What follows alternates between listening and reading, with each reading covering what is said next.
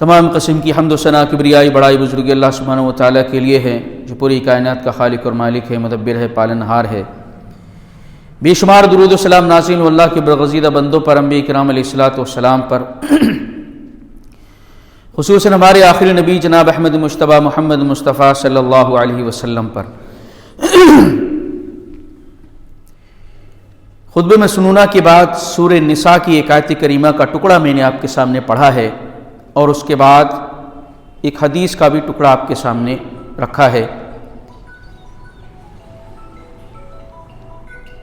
اسی آیت کریمہ اور حدیث کی روشنی میں آپ کے سامنے آج چند باتیں رکھنے کی کوشش کریں گے انشاءاللہ۔ اللہ رب العالمین نے جب سے انسانیت کو اس روئے زمین پر بھیجا، انسانوں کو اتارا ہے ان کی رہنمائی کے لیے، ان کی ہدایت کے لیے اللہ تعالیٰ نے انتظام کا وعدہ فرمایا کہ تمہاری یاد دہانی کے لیے، تمہیں سمجھانے اور بتانے کے لیے ہماری طرف سے ہدایت آتی رہے گی، چاہے کتاب کی شکل میں آئے، چاہے رسول کی شکل میں، یا دونوں کی۔ کئی بار ایسا ہے کہ دونوں اللہ تعالیٰ نے عطا کیا۔ اللہ نے ارشاد فرمایا کہ فَإِمَّا يَأْتِيَنَّكُم مِّنِّي هُدًى فَمَن تَبِعَ هُدَايَ فَلَا خَوْفٌ عَلَيْهِمْ وَلَا هُمْ يَحْزَنُونَ۔ آدم علیہ السلام اور ان کی زوجہ محترمہ اور ابلیس کو اتارنے کے بعد رب نے فرمایا کہ جب بھی میری طرف سے تمہارے پاس ہدایت آئے تو جو شخص بھی اس ہدایت کی پیروی کر لے گا تو اسے کسی خوف اور غم کا خطرہ نہیں ہوگا۔ حضرت آدم علیہ السلام کے واقعے میں ہی سورہ اعراف میں اللہ تعالیٰ نے ارشاد فرمایا یا بنی آدم اما یاتینکم رسل منکم یقصون علیکم آیاتی، اے آدم کی اولاد، جب بھی میری طرف سے تمہارے پاس رسول آئیں اور میری آیتیں پڑھ کر کے تمہیں سنائیں، فمن اتقى واصلح فلا خوف علیہم ولا هم يحزنون، تو جو شخص پرہیزگاری اختیار کر لے، پیغمبروں کی اتباع کر لے اور اپنی اصلاح کر لے تو اسے کسی خوف اور غم کی ضرورت نہیں ہے۔ ان دونوں آیتوں کے حوالے سے اللہ تعالیٰ نے یہ ذکر فرمایا ہے کہ ہدایت کی شکل میں، کتاب کی شکل میں بھی اللہ تعالیٰ بندوں کی رہنمائی کرے گا اور رسولوں کو بھی ساتھ میں بھیجے گا، یہاں تک کہ اللہ نے اپنے آخری نبی جناب محمد رسول اللہ صلی اللہ علیہ وسلم کے اوپر قرآن مقدس کو نازل فرمایا اور آپ کو ایک اور چیز عطا فرمائی جس کا ذکر قرآن میں اللہ نے کیا ہے حکمت کے نام سے۔ قرآن میں کتاب کے ساتھ حکمت کا جہاں بھی لفظ استعمال ہوتا ہے اس سے مراد اللہ کے نبی صلی اللہ علیہ وسلم کی سنت، آپ کی احادیث اور آپ کے طور طریقے اور طرز عمل کو مراد لیا جاتا ہے۔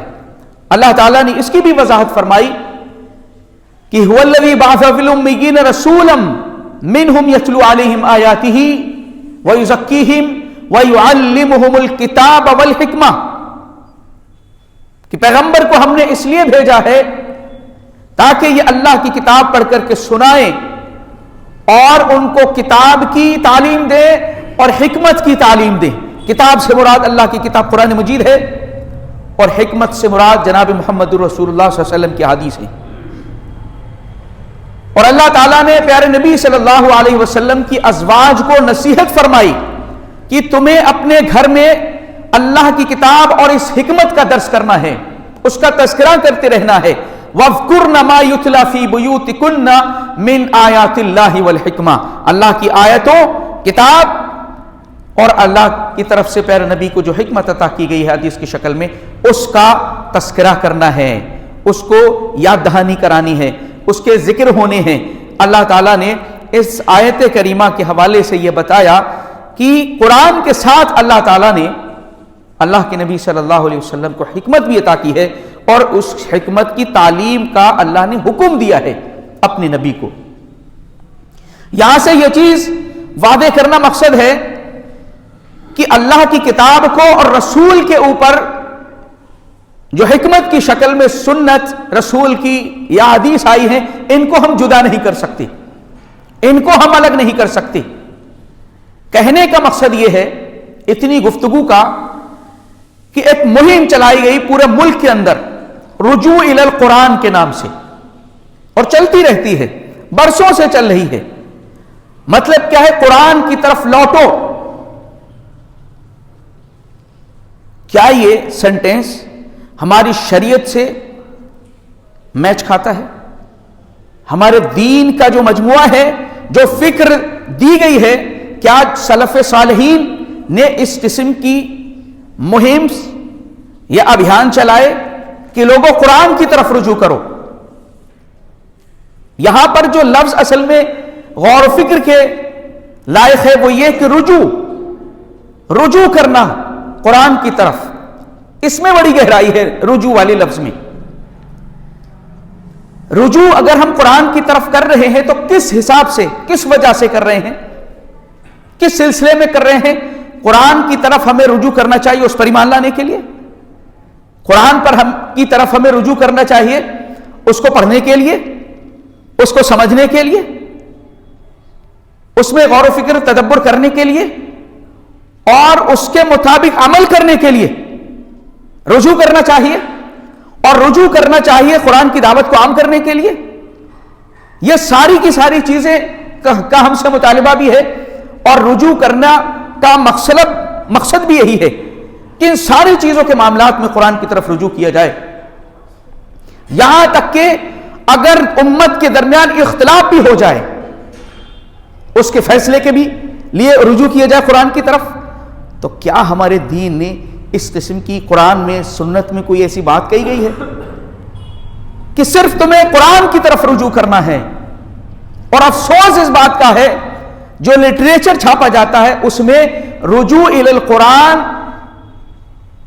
کو ثابت کرنے کے لیے جو آیت کریمہ پیش کی گئی ہے اس میں صرف قرآن یا اللہ کا یا کتاب کا نام نہیں، رسول کا اس میں شامل ہے۔ اللہ تعالیٰ نے ارشاد فرمایا، وہی آیت کریمہ میں نے آپ کے سامنے پڑھی، فَإِن تَنَازَعْتُمْ فِي شَيْءٍ فَرُدُّوهُ إِلَى اللَّهِ وَالرَّسُولِ۔ ایمان والو، اگر تمہارے درمیان کسی معاملے میں اختلاف ہو جائے تو تمہیں رجوع کر لینا چاہیے، پلٹ جانا چاہیے، لوٹ جانا چاہیے اللہ کی کتاب کی طرف، اللہ کی طرف اور اس کے رسول کی طرف۔ اگر تم واقعی میں اللہ کے اوپر آخرت پر ایمان لانے والے ہو تو تمہیں اللہ اور اس کے رسول دونوں کی طرف پلٹنا چاہیے، صرف قرآن کی طرف نہیں۔ اللہ کے نبی صلی اللہ علیہ وسلم جب اس دنیا سے رخصت ہوئے، آپ نے اپنی امت کو نصیحت فرمائی، وصیت فرمائی کہ میں تمہارے درمیان ایک چیز چھوڑ کر کے نہیں جا رہا ہوں، بلکہ دو چیزیں چھوڑ کر کے جا رہا ہوں۔ کیا فرمایا آپ نے؟ ترکت فیکم امرین، ترکت فیکم شیئین، میں تمہارے درمیان دو چیزوں کو چھوڑ کر کے جا رہا ہوں۔ لن تضلوا ما تمسکتم بہما، کتاب اللہ و سنتی، اور تم کبھی بھی گمراہ نہیں ہوگے جب تک کہ تم ان دونوں میں سے ایک، اللہ کی کتاب اور میری سنت کو لازم پکڑے رہو گے، کبھی گمراہ نہیں ہوگے۔ اللہ کے نبی صلی اللہ علیہ وسلم نے آگے دوسری روایت کے مطابق مستدرک حاکم کی، وَلَن يَتَفَرَّقَا، اور یہ کبھی بھی جدا نہیں ہوں گے، حَتَّى يَرِدَ عَلَيَّ الْحَوْض، یہاں تک کہ تم میرے پاس حوض پر آ جاؤ۔ جدا نہیں کر سکتے آپ قرآن اور سنت کو، جدا نہیں کر سکتے۔ آپ کو سارے معاملات میں رجوع، اصل سینٹینس کیا ہوگا؟ رجوع الی الکتاب والسنہ۔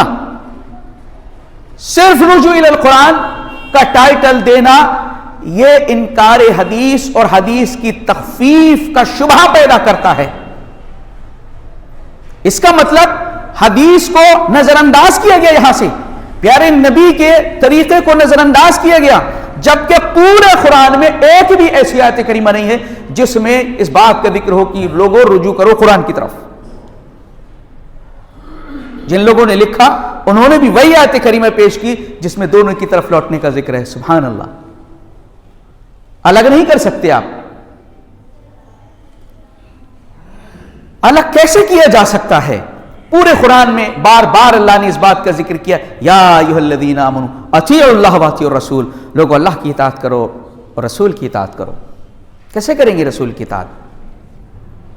اللہ اس بات کا بھی حکم دے رہا ہے، یہاں تک رب نے فرمایا کہ من یطع الرسول فقد اطاع اللہ، جس نے رسول کی اطاعت کر لی گویا اس نے اللہ کی اطاعت کر لی۔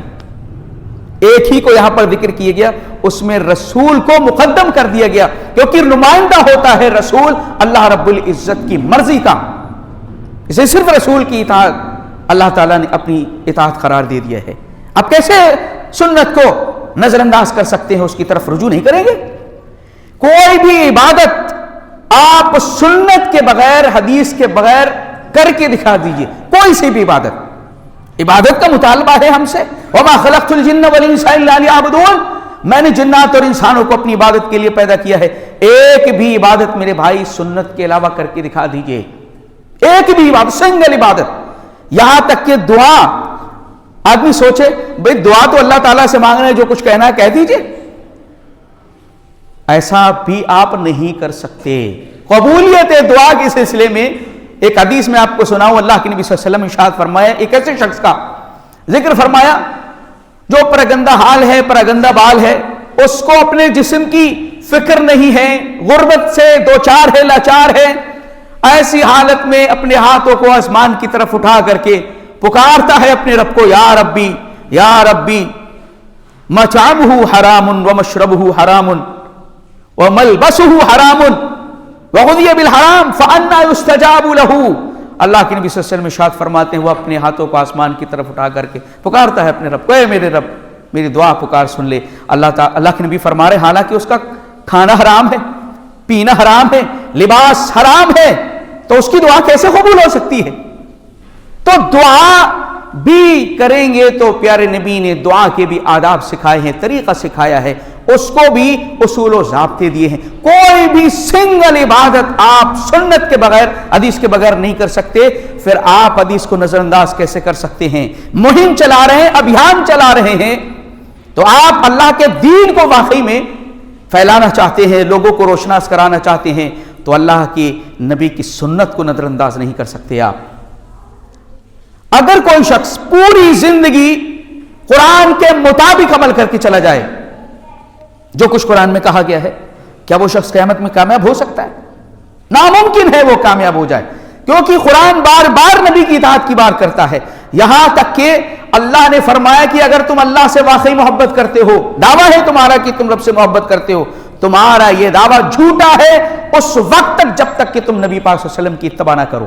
ان کنتم تحبون اللہ فاتبعونی یحببکم اللہ، اللہ پھر تم سے محبت کرے گا۔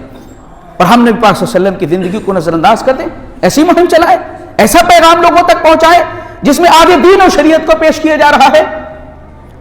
آپ دیکھیں ہمارے نبی کو اللہ تعالیٰ نے قرآن میں یہ نہیں فرمایا کہ آپ صرف قرآن پیش کریے، قرآن پیش کرنے کا صرف قرآن آپ نے پیش کیا ہے، بلکہ رب نے کیا فرمایا؟ ما آتاکم الرسول فخذوہ وما نہاکم عنہ فانتہوا، رسول تمہیں جو دے اس کو لے لو۔ رسول نے صرف قرآن نہیں دیا، رسول نے صرف قرآن نہیں بلکہ رب نے فرمایا رسول تمہیں جو دے دیں اس کو لے لو۔ اس کے ایک مثال کے ذریعے سے سمجھنے کی کوشش کریں۔ صحابہ نے سیکھا ہے نبی سے، قرآن کو بھی سیکھا، قرآن کے معنی مفہوم کو بھی سیکھا، دین کو بھی سیکھا ہے۔ حضرت عبداللہ ابن مسعود رضی اللہ تعالیٰ عنہ لعنت کرتے ہیں ایسی عورتوں کے اوپر، الواشمات والمتنمسات والمتفلجات للحسن المغیرات خلق اللہ، کہتے ہیں لعنت ہے ان عورتوں پر جو گودنا گدواتی ہیں، خوبصورتی کو ظاہر کرنے کے لیے اپنے چہرے سے بالوں کو کھاڑتی ہیں، اپنے دانتوں کے اندر جھری پیدا کرتی ہیں، خوبصورتی حاصل کرنے کے لیے اللہ تعالیٰ کی تخلیق کے اندر تبدیلی پیدا کرتی ہیں۔ ایک عورت بنی اسد کی ام یعقوب جن کو کہا جاتا تھا،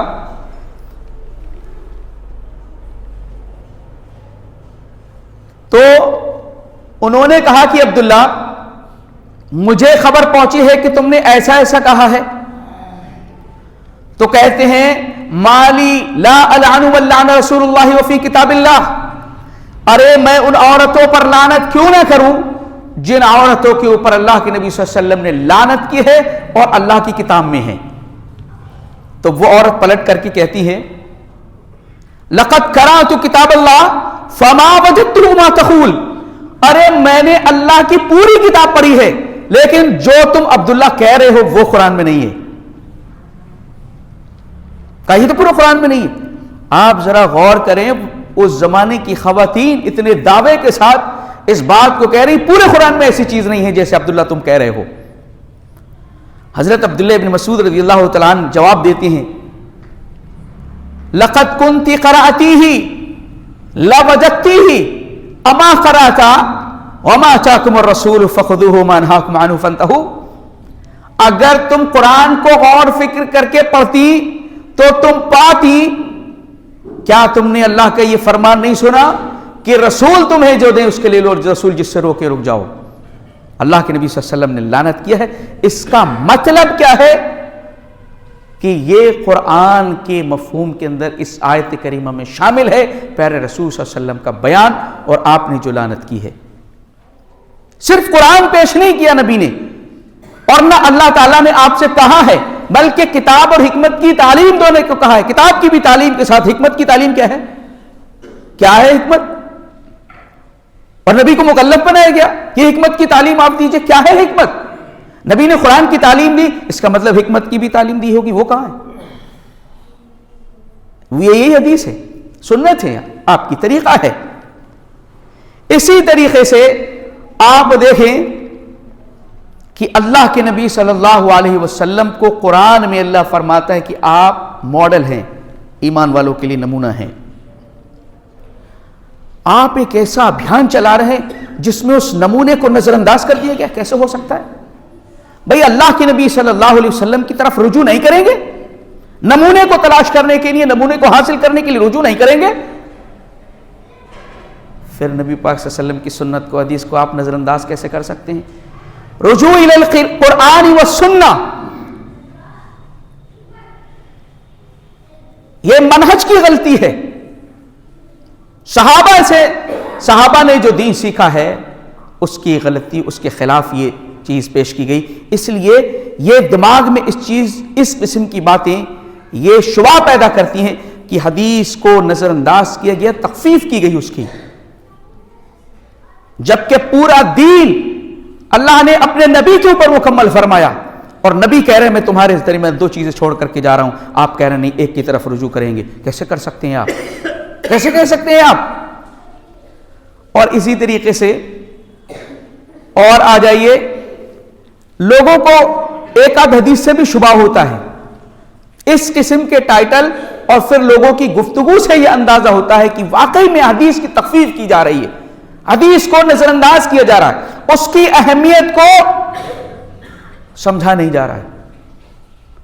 رجوع الی القرآن نہیں, قرآن کی اہمیت پر جتنے لیکچر آپ چاہیے کہیے, قرآن کی فضیلت پر جو کچھ آپ کو بولنا ہے کہیے, ابھیان بھی چلائیے, قرآن کی عظمت میں جو آپ کو ابھیان چلانا چلائیے, لیکن رجوع کا جو لفظ ہے یہ مشکل پیدا کر دے گا. اس کا مطلب دین کو حاصل کرنے کے لیے قرآن کی طرف لوٹیے, اور قرآن کو حاصل کر کے پورے دین آپ حاصل نہیں کر سکتے, کیونکہ اللہ نے بھی قرآن میں رسول کا جو مقام ذکر کیا ہے دین کے لینے کے حوالے سے, اس کو آپ نظر انداز کریں گے تو آدھے دین کو, ناقص دین کو حاصل کریں گے, مکمل دین آپ حاصل نہیں کر سکتے. حدیث کیا ہے جس کے سلسلے میں لوگوں کو شبہ ہوتا ہے؟ حضرت عائشہ رضی اللہ تعالیٰ عنہ سے کسی نے پوچھا کیف کان خلق رسول اللہ, اللہ کے نبی صلی اللہ علیہ وسلم کا اخلاق کیسا تھا؟ تو آپ کہتی ہیں کیا تم نے قرآن نہیں پڑھا؟ کان خلقہ القرآن, آپ کا اخلاق تو مکمل قرآن تھا, مکمل قرآن جو ہے نا وہ آپ کا اخلاق تھا. اب اس سے لوگوں کو کیا شبہ ہو رہا ہے؟ جو کچھ آپ نے پیش کیا ہے وہ قرآن ہی ہے. حضرت عبداللہ ابن مسعود رضی اللہ تعالیٰ عنہ کی جو حدیث ہے, بخاری کی روایت ہے, وہ اس کے حوالے سے میں نے جو آپ کے سامنے بات رکھی کہ ان عورتوں پر لعنت کی بات جو گودنا گدواتی ہیں اور اپنے بالوں کو کھڑواتی ہیں چہرے کے اور دانتوں کے درمیان جھری کراتی ہیں, کشادگی کراتی ہیں خوبصورت لگنے کے لیے, پورے قرآن میں اس کا ذکر نہیں ہے, لیکن وہ اللہ تعالیٰ کے کلام سے ہی اس کو ثابت کرتے ہیں کیونکہ پیارے نبی کا فرمان ہے یہ, اور نبی اپنی طرف سے کچھ نہیں کہتے.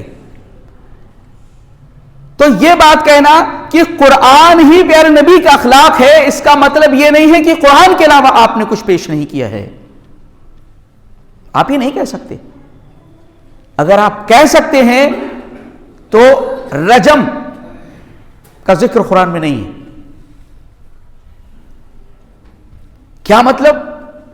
وہ شادی شدہ مرد اور عورت جس نے زنا کیا ہے اور اس کا زنا ثابت ہو جائے، پیارے نبی صلی اللہ علیہ وسلم کا طرز عمل اور آپ کا حکم یہی ہے کہ اس کو رجم کر دیا جائے، پتھروں سے مار مار کر کے اس کو ہلاک کر دیا جائے. قرآن میں اس سزا کا ذکر نہیں ہے. حضرت عمر فاروق رضی اللہ تعالیٰ عنہ، یہ بات میں اس بات کی وضاحت میں پیش کر رہا ہوں کہ قرآن کے علاوہ اللہ کے نبی صلی اللہ علیہ وسلم نے جو کچھ بیان کیا ہے، جو کچھ بیان کیا ہے، رسول ہونے کی حیثیت سے، انسان ہونے کی حیثیت سے نہیں. ایک واقعہ آپ کی زندگی میں ایسا بھی آیا کہ آپ نے فرمایا مدینہ میں لوگ کھجور کے نر اور مادہ گاوا کو ملاتے تھے، تلخی کرتے تھے. اللہ کے نبی صلی اللہ علیہ وسلم نے فرمایا تم لوگ ایسا کیوں کرتے ہو؟ نہ کرو تو کیا حرج ہے؟ صحابہ نے چھوڑ دیا. اس سال جب پھلایا تو کم آیا. آپ صلی اللہ علیہ وسلم نے ارشاد فرمایا انما انا بشر، میں دیکھو ایک انسان ہوں. جب میں دنیا کے سلسلے میں تم سے کسی بات کو کہوں تو پھر تم اس کو بہتر جاننے والے ہو مجھ سے، لیکن جب دین کے سلسلے میں تم سے کچھ بھی کہوں گا تو تمہیں اس کو لینا لازم ہے. اللہ تعالیٰ نے اس آیت کریمہ میں رسول کی حیثیت سے ہی آپ کو کہا ما آتاکم الرسول، رسول کی حیثیت سے پیارے نبی جو کچھ بھی دے دے اس کو لینا پڑے گا، اور جس سے روکے اس سے رک جانا ہے، چاہے وہ بات قرآن میں ہو یا نہ ہو. اللہ تعالیٰ نے جو آپ پر نازل فرمایا ہے وہ حدیث میں نے آپ کے سامنے رکھی، الا انی اوتیت القرآن ومثلہ. آپ فرماتے ہیں کہ لوگوں سن لو اس بات کو کہ اللہ تعالیٰ نے مجھے کتاب دی ہے یعنی قرآن مجید، اور اسی کے مثل دیا ہے یعنی حدیث. صرف قرآن نہیں دیا، مثل میں کیا ہے؟ یعنی وحی پیارے نبی صلی اللہ علیہ وسلم کو دو شکل میں دی گئی. وحی کی دو شکلیں، ایک وہ وحی جس کے الفاظ اور معنی سب اللہ کی طرف سے قرآن مقدس ہے، اور دوسری وہ وحی جس کے معنی تو رب کی طرف سے ہیں لیکن الفاظ نبی پاک صلی اللہ علیہ وسلم کی طرف سے ہیں. یہ حدیث ہو گئی. تو جو کچھ آپ پر نازل ہوا ہے وہ دو شکل میں نازل ہوا ہے. اسی لیے آپ فرما رہے ہیں کہ مجھے لوگوں سن لو، قرآن دیا گیا، قرآن کے مثل بھی دیا گیا ہے. حضرت عمر رضی اللہ تعالیٰ عنہ کی جو روایت میں پیش کرنے جا رہا تھا وہ اس میں طویل انہوں نے خطاب کیا ہے لوگوں سے اپنی خلافت کے آخری ایام میں.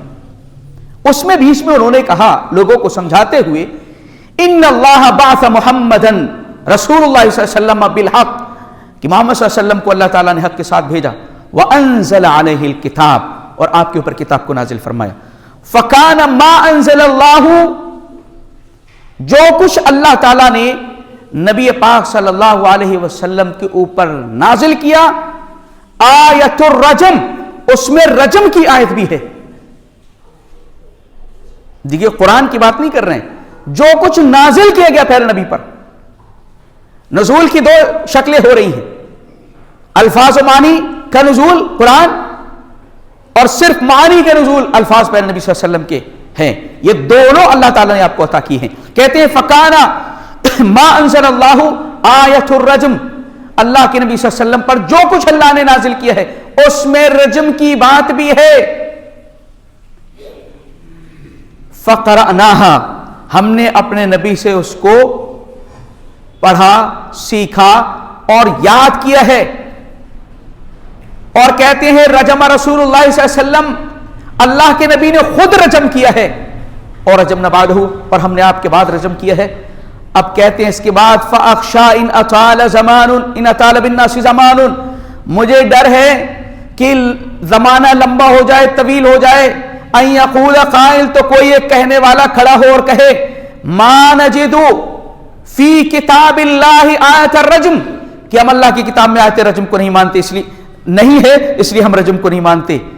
تو وہ کہتے ہیں اللہ کی قسم اللہ کے نبی پر جو کچھ بھی نازل ہوا اس میں سے رجم کی بات بھی تھی، لہٰذا اگرچہ قرآن میں نہیں ہے لیکن پیارے نبی کے اوپر یہ بات اللہ نے آپ کو سکھائی، بتائی، آپ پر نازل کی، آپ نے اس کے اوپر عمل کیا۔ اس کا مطلب صرف قرآن آپ نے نہیں دیا ہے، اب آپ صرف قرآن کی طرف رجوع کریں گے تو دین کے کتنے حصے پر پہنچیں گے؟ یہی مقصد ہے سمجھانے کا۔ منہج کی غلطی ہے یہ کہ قرآن کی طرف سیدھا لوٹنا ہے سب کو۔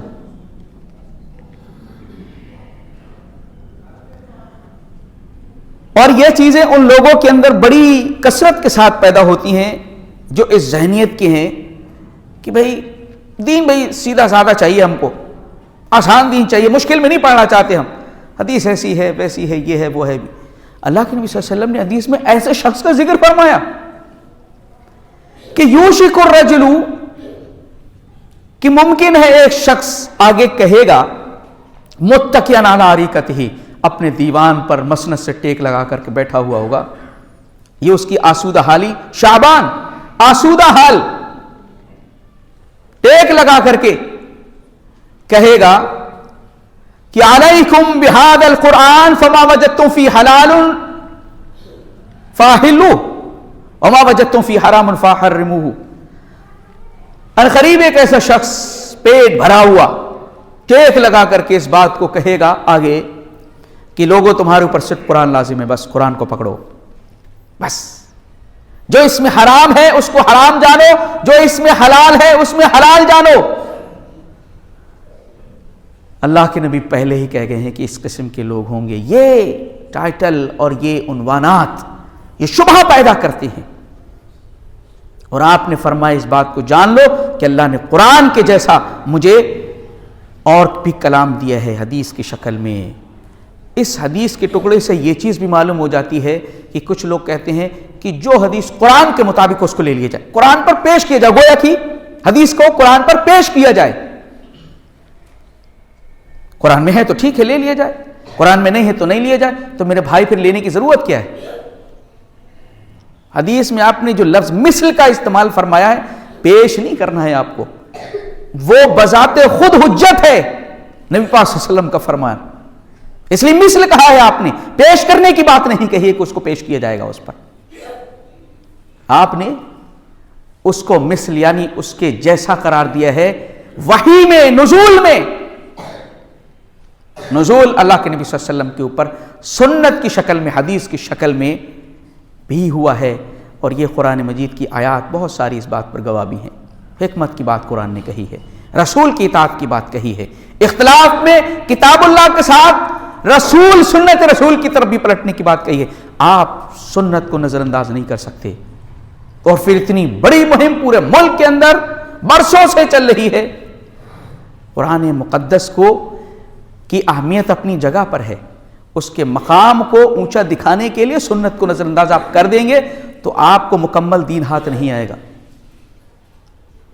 کسی بھی شکل میں نہیں آ سکتا ہے۔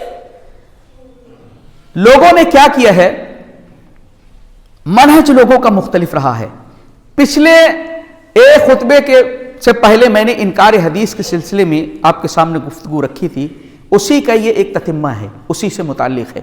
اس میں یہ بیان کیا گیا تھا ہمارے معاشرے میں حدیث کا انکار اس طریقے سے پایا جاتا ہے، جو ہمارے مسلک کے مطابق حدیث ہیں، جو ہمارے امام کے مطابق ہیں، ہمارے علماء کے مطابق جو حدیث ہے ان کو ہم لے لیں، باقی کو چھوڑ دیں، یہ حدیث کا انکار ہے، باقی حدیثوں کا انکار ہے۔ اسی طریقے سے وہاں پر لوگوں نے کیا کیا، حدیث کو مان کر کے بھی قرآن کو ماننے کا دعویٰ، قرآن اور حدیث کو ماننے کے دعوے کے باوجود حدیث کا انکار ہے، لیکن یہاں پر قرآن پر ہی اسٹاپ کرنا چاہتے ہیں اس قسم کے لوگ۔ آپ نے کہیں بھی، آج تو بڑا آسان ہے، میڈیا کا دور ہے، رجوع الی القرآن کے نام سے آپ ٹائپ کریں تو آپ کو بہت سارے لنکس آپ کو کھل جائیں گے، لیکن رجوع الی السنہ کے نام سے اگر آپ ٹائپ کریں ایک بھی آپ کے پاس لنک کھل کر کے نہیں آئے گا۔ جو آپ رجوع الی القرآن، قرآن کے مقام کو بیان کرنے کے لیے چلا رہے ہیں، تو سنت کا مقام کب آئے گا؟ اس کے لیے بالکل نہیں، سائلنٹ، خاموش۔ یہ پیارے نبی صلی اللہ علیہ وسلم کی حدیث کے ساتھ زیادتی ہے۔ اللہ تعالیٰ نے شروع سے ہی یہی کہا ہے کہ تمہارے پاس ہدایت آئے گی اور رسول بھی آئے گا. اما یاتینکم رسل منکم، میرے پاس سے رسول آ جائے، میری آیتوں کو پڑھ کر کے سنائے، اس کو لازم پکڑ لو. رسول کی ذمہ داری قرآن کو پڑھ کر کے بتانا بھی. یتلو علیہم آیاتہ، آپ دیکھیں نبی نے صرف نبی نے قرآن کو پڑھ کے بھی بتایا. حضرت ام سلمہ رضی اللہ تعالیٰ عنہ کہتی ہیں کان رسول اللہ صلی اللہ علیہ وسلم یقرأ یقطع قراءتہ آیتن آیتن، اللہ کے نبی صلی اللہ علیہ وسلم کو آپ اپنی قرأت کو ایک ایک آیت کر کے پڑھا کرتے تھے. اس کو آگے بیان کرتی ہیں، یقول الحمد للہ رب العالمین یقف ثم یقول الرحمن الرحیم یقف ثم یقول مالک یوم الدین. آپ صلی اللہ علیہ وسلم پڑھتے تھے. کیسے پڑھتے تھے؟ قرآن پڑھ کر کے آپ نے سکھایا صحابہ کو. آپ الحمدللہ رب العالمین کہتے، اس کے بعد ٹھہر جاتے، پھر کہتے الرحمن الرحیم، ٹھہرتے، پھر کہتے مالک یوم الدین. آپ نے قرآن کو پڑھ کر کے بتایا کیسے پڑھنا ہے، ایسے نہیں چھوڑ دیا ہے. اور یہ ذمہ داری تھی نبی کے اوپر. یتلو علیہم آیاتی، کس نماز میں کون سی سورہ پیارے نبی صلی اللہ علیہ وسلم پڑھتے تھے یہ آپ نے سکھایا. ایک صحابی نے لمبی لمبی سورہ عشاء کی نماز میں شروع کی، طویل واقعہ ہے. ایک صحابی آئے کہ اللہ کے نبی میں نماز نہیں پڑھ سکتا فلاں شخص کے پیچھے.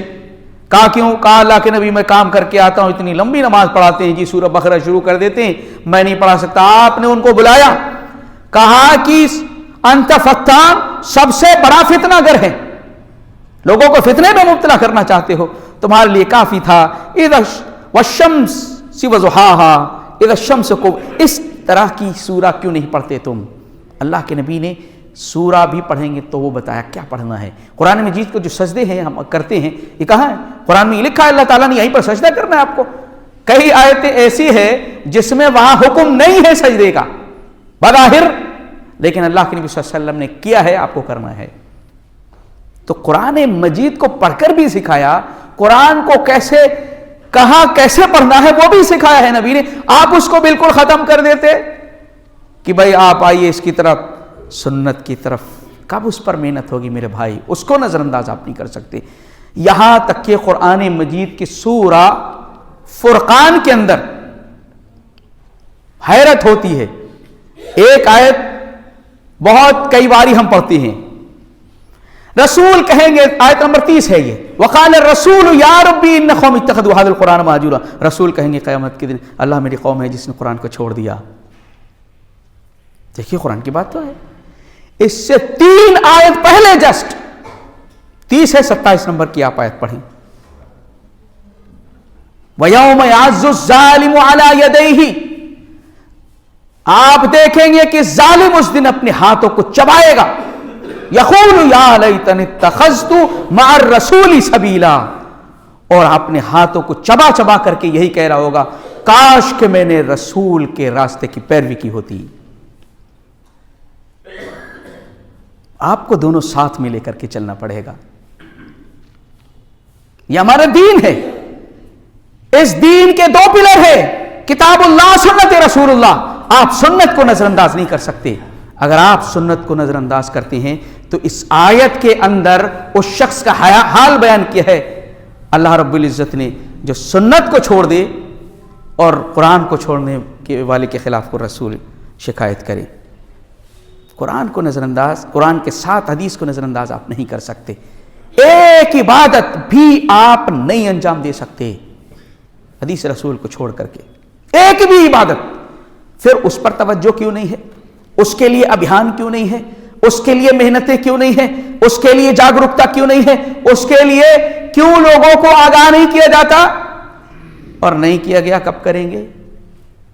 اللہ کی کتاب کی طرف رجوع کرنا، سنت رسول کی طرف رجوع کرنا، یہ صحابہ کا منہج ہے. پیارے نبی صلی اللہ علیہ وسلم اپنی امت کو 2 چیزیں جو چھوڑ کر کے دے کر کے گئے، کہا کہ یہ جب تک میرے پاس حوض پہ تم آؤ گے تب تک یہ کوئی جدا نہیں کر سکتا ہے. وَلَن يَتَفَرَّقَا حَتَّى يَرِدَ عَلَيَّ الْحَوْض، میرے پاس حوض پر بھی آ جاؤ، ان کو جدا نہیں کر سکتا کوئی بھی. جو لوگ بھی اس قسم کی سوچ اور فکر رکھتے ہیں ان کے لیے لمحے فکریہ ہے. قرآن مجید کی طرف ہم بلاتے ہیں، قرآن کیا دعوت پیش کر رہا ہے؟ قرآن میں جہاں دونوں کی طرف پلٹنے کی بات کہی، آپ نے صرف ایک کو لکھا ہے، دونوں کو کیوں نہیں لکھا ہے؟ یہ سمجھنا پڑے گا۔ اللہ کی کتاب کے ساتھ یہ زیادتی نہیں، یہ علماء حق کی اور اہل علم کی ذمہ داری ہے کہ معاشرے کے اندر جس قسم کا بھی انحراف پایا جاتا ہے دین کے تعلق سے، اس کو بیان کریں۔ وَلْتَكُمْ مِنْكُمْ أُمَّةٌ يَدْعُونَ إِلَى الْخَيْرِ وَيَأْمُرُونَ بِالْمَعْرُوفِ وَيَنْهَوْنَ عَنِ الْمُنْكَرِ، ایک امت، ایک گروہ ایسا ہونا چاہیے معاشرے کے اندر جو لوگوں کو بھلائی کا حکم دیتا رہے، برائیوں سے روکتا رہے۔ آگے اسی سورہ میں اللہ تعالیٰ نے پوری امت کی ذمہ داری ڈالی ہے، اس سے پہلے اس قسم کے گروہ کا ذکر کیا ہے جو اللہ کی کتاب کو سنت رسول کے مطابق اس کو لوگوں کو سمجھائے بتائے۔ لہذا تنقیص مقصد نہیں ہے، اصلاح مقصد ہے۔ آپ جس قرآن کی طرف بلا رہے ہیں اس قرآن میں ہی لکھا ہے کہ آپ لوٹے اللہ اس کے رسول کی طرف، لوٹے کتاب اللہ سنت رسول اللہ کی طرف، کیونکہ سنت کو چھوڑ کر کے ایک بھی سنگل عبادت آپ انجام نہیں دے سکتے۔